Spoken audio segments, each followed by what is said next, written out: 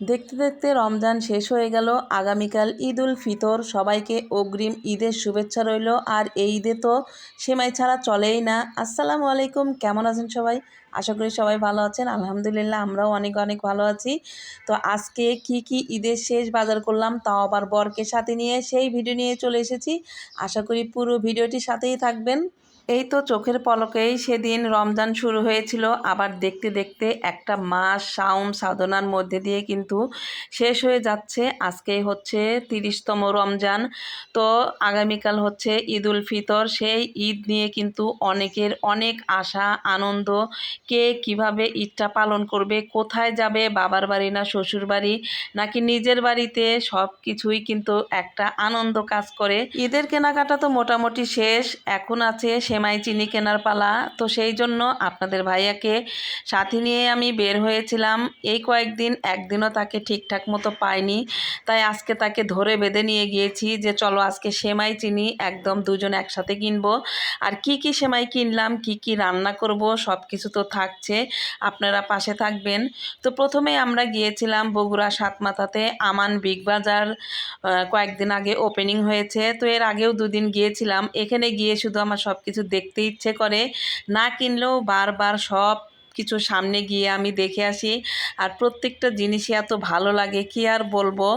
এখানে একদম সিরামিকের জিনিস থেকে শুরু করে ইলেকট্রনিক্স সব জিনিসপত্র আছে। তারপরে জামা কাপড়, মাছ মাংস, তারপরে বিভিন্ন রকমের জিনিসপত্রই কিন্তু এখানে পাওয়া যায়। অনেক বড় পরিসরে এটা শুরু করেছে। সেমাইয়ের অনেক দাম, তো ভাবলাম যে আমি তো কয়েক রকমের সেমাই নিব, এখান থেকে নিলে হবে না। আমরা এখান থেকে আবার চলে যাব হচ্ছে জলেশ্বরীতলা টাচ অ্যান্ড টেকে। তো সাতমাথা পার হচ্ছিলাম, আর এই যে সাতমাথা দেখেন এত যানজট, তারপরেও তুলনামূলক যানজট কম ছিল, কারণ যারা যারা শহরের বাইরে চলে যাওয়ার কথা তারা কিন্তু অলরেডি চলে গিয়েছে।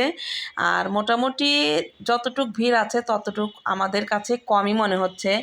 তো আস্তে আস্তে আমরা সামনের দিক এগিয়ে যাচ্ছিলাম, আর দেখতে বেশ ভালোই লাগতেছিল। আর এই যে সাতমাথা চত্বরটা, যারা যারা সাতমাথা চেনেন না তারা তারা সাতমাথাটি একটু দেখে নেবেন।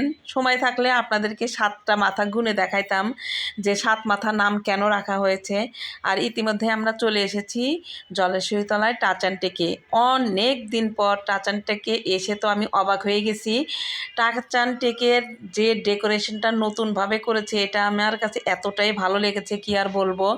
মানে যে কেনাকাটা বাদ দিয়ে অনেকক্ষণ আমি শুধু ঘুরেছি, প্রত্যেকটা সেক্টর মানে প্রত্যেকটা জায়গাতে খুব সুন্দর করে করে চেম্বার করেছে।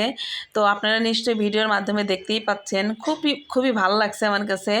তো আপনাদের ভাইয়াও অবাক হয়ে গেছে যে এত সুন্দর সিস্টেম করেছে টাচ অ্যান্ড টেক। তো আমি আগে প্রথমে দেখতেছিলাম, আগে কি নেব সেগুলো আগে দেখি নাই, আগে এমনি পুরোটাই আগে ঘুরে ঘুরে দেখতেছিলাম।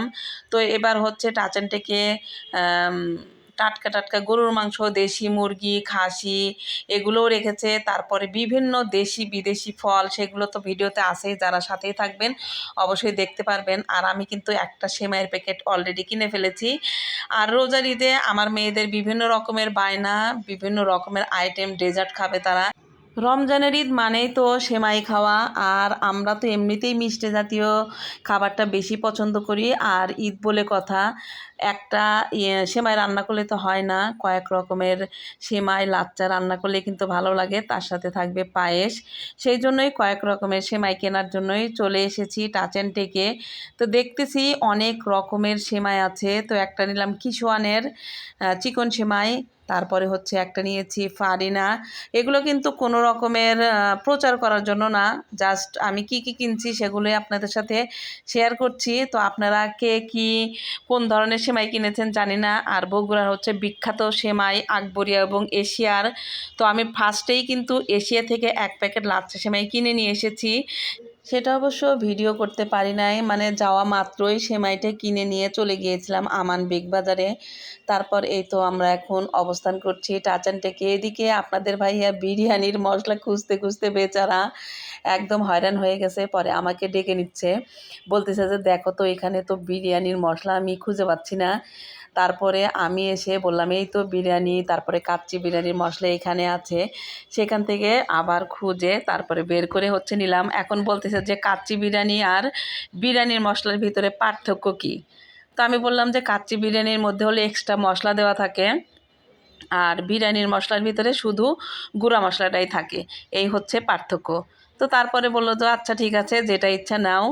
তারপরে আমি কাচ্চি বিরিয়ানিটা রেখে দিয়ে হচ্ছে নিছি শুধু বিরিয়ানির মশলাটা, যেমন বিফ বিরিয়ানি রান্না করবো সেটা।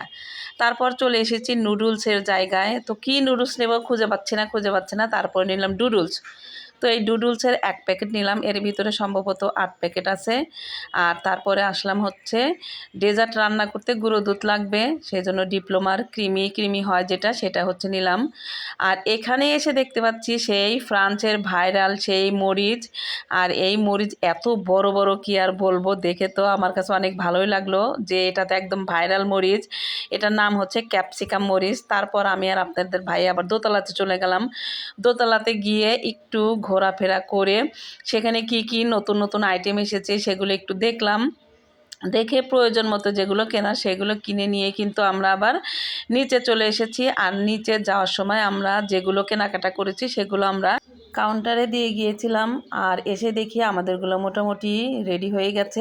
আজকের ভিডিওটি এই পর্যন্তই। ভিডিওটি ভালো লাগলে লাইক কমেন্ট শেয়ার করে পাশে থাকবেন। আর সবাইকে অনেক অনেক ঈদের শুভেচ্ছা রইল। ভালো থাকবেন সবাই, সুস্থ থাকবেন, আর আমাদের জন্যও দোয়া করবেন। দেখা হবে নতুন কোনো ভিডিও বা ব্লগে।